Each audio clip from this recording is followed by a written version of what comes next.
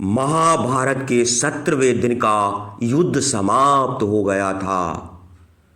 अर्जुन के हाथों कर्ण वीर गति को प्राप्त हो गए थे। अपने प्रिय मित्र कर्ण की मृत्यु का समाचार सुनकर दुर्योधन टूट गया था।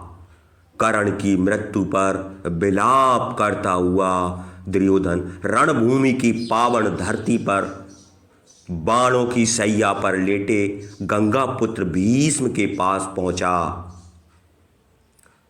दुर्योधन भीष्म के पैरों को पकड़कर रोने लगा और बोला, प्रणाम पितामह। दुर्योधन को यूं विलाप करता देखकर भीष्म बोले, मेरे सिरहाने आओ पुत्र दुर्योधन। भीष्म के सिरहाने आकर बोला, पितामह आज मैं बिल्कुल अकेला हो गया हूँ। मेरा मित्र कर्ण, मेरे भाई राधे मुझे अकेला छोड़कर चले गए हैं। पितामह इस तरह तो मैं दुशासन के शव पर भी नहीं रोया था, परंतु राधे की मृत्यु ने मुझे कंगाल कर दिया है। पितामह मैं कंगाल हो गया हूँ। पितामह मैं कंगाल हो गया हूँ। पितामह बोले, हे पुत्र, क्षत्रिय का यूं रोना शोभा नहीं देता। राधे की मृत्यु तो उसके जीवन का इकलौता प्रसाद है पुत्र। और यह ना भूलो पुत्र, उस महान योद्धा का जीवन किसी तपस्या से कम नहीं था। उस अभागे राधे के हिस्से में हमेशा अपमान ही आया पुत्र, अपमान ही आया। और हे दुर्योधन, तुम उसे राधे समझने की भूल मत करना। वह कुंती था पुत्र, तुम्हारा मित्र कर्ण कुंती था। वह जानता था कि मैं कुंती हूँ, फिर भी वह तुम्हारे पक्ष में लड़ता रहा और तुम्हारे ही पक्ष में लड़ते लड़ते वीर गति को प्राप्त हो गया। दुर्योधन आश्चर्य से बोला, तो क्या कर्ण कौनते था? पितामह माता कुंती का पुत्र, उन पांडवों का भाई, और फिर भी मेरे पक्ष में युद्ध करता हुआ वीर गति को प्राप्त हो गया। आप जानते थे पितामह कि कर्ण पांडवों का ज्येष्ठ भाई है। पितामह बोले, हाँ पुत्र, तुम्हारे राधे का संपूर्ण सत्य यही है कि वह कौन थे। दुर्योधन क्रोध में बोला, आपने मुझे क्यों नहीं बताया? पितामह भीष्म बोले, विष पीकर भी जिसके मुख पर मुस्कान हो उसके भेद खोलकर उसके बलिदान का अपमान नहीं किया जाता पुत्र। मैं कर्ण के बलिदान का अपमान कैसे करता? इसी कारण अपने रहते मैंने उसे युद्ध भूमि से दूर रखा। मैं नहीं चाहता था कि एक भाई दूसरे भाई को मारे।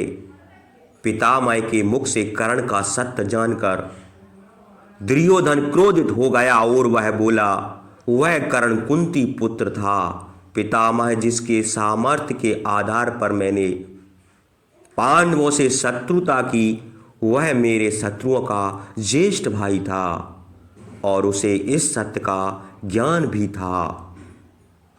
पितामह यही कारण था कि कर्ण ने पांडवों में से किसी का भी वध नहीं किया। ऐसा छल, ऐसा विश्वघात उस दुष्ट सूत पुत्र को मैंने सिंहासन दिया, सत्ता दी, संपत्ति दी, सम्मान का अधिकार दिया, परंतु उसने अंत में मुझे कपट दिया, मेरे पराजय की योजना बनाई। वह मेरे ही पक्ष में खड़ा होकर मुझे ही हराने की योजना बनाता रहा। पितामह अब मुझे समझ आ रहा है कि क्यों कर्ण ने देवराज इंद्र को अपने कवच और कुंडल दान कर दिए थे। क्यों उसने निहत्थे भीम को जीवन दान दिया जब वह अर्जुन का वध कर सकता था? तो क्यों उसने सूर्यास्त का बहाना बनाकर उसे भी जीवन दान दे दिया?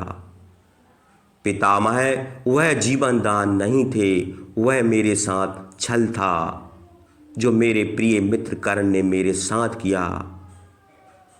पितामह, मैंने सदा उस पर आंख मीच कर भरोसा किया था और उसने मेरे भरोसे का वध किया। पितामह, वध किया। दुर्योधन रोता हुआ आगे बोला, पर ऐसा क्यों पितामह? इतना सब कुछ जानने के बाद भी मैं उससे घृणा नहीं कर पा रहा हूँ। इतना कुछ देखने के बाद भी पितामह, यह मेरी आंखें उसकी मृत्यु पर आंसू बहा रही हैं। ऐसा क्यों है पितामह? बोलिए पितामह, ऐसा क्यों है? भीष्म बोले, ऐसा इसलिए है पुत्र, क्योंकि छल कपट से भरे इस महाभारत के युद्ध में अगर कुछ सत्य है तो वह तुम्हारी मित्रता है पुत्र। दुर्योधन और कर्ण की मित्रता है। एक तरफ कर्ण है पुत्र, जो यह जानते हुए भी कि वह जिससे लड़ रहा है वह उनके भाई हैं, फिर भी वह अपनी मित्रता निभाने के लिए महाभारत की इस रणभूमि में मर गया। और दूसरी तरफ तुम हो पुत्र, जो यह सत्य जानने के बाद भी कि कर्ण तुम्हारे परम शत्रुओं का बड़ा भाई है, उसकी मृत्यु पर आंसू बहा रहे हो। धन्य हो तुम पुत्र, धन्य हो, धन्य हो। तुम्हारा मित्र कर्ण धन्य है, तुम्हारी मित्रता। और आज मैं अपने इन वृद्ध हाथों से ज्येष्ठ कुंती पुत्र कर्ण को प्रणाम करता हूँ। मैं प्रणाम करता हूँ, उसके बलिदान को मैं प्रणाम करता हूँ। दुर्योधन और कर्ण की मित्रता को हे पुत्र, आने वाला इतिहास दुर्योधन और कर्ण की मित्रता को सदैव आदर के साथ स्मरण करेगा। दुर्योधन विलाप करते हुए भीष्म पितामह के चरणों को स्पर्श करके अपने शिविर में लौट जाते हैं। यह छोटा सा प्रसंग हमें बहुत कुछ सिखाता है। यह प्रसंग हमें सिखाता है कि विपत्ति के समय जो हाथ पकड़कर साथ खड़ा रहे वही सच्चा मित्र होता है। कुरुवंश की उस रंगशाला में जब कर्ण को सभी ने अस्वीकार कर दिया था, उस वक्त सिर्फ दुर्योधन ही वही मित्र था जो तब उसके साथ खड़ा था। सभी ने उसे अस्वीकार कर दिया था।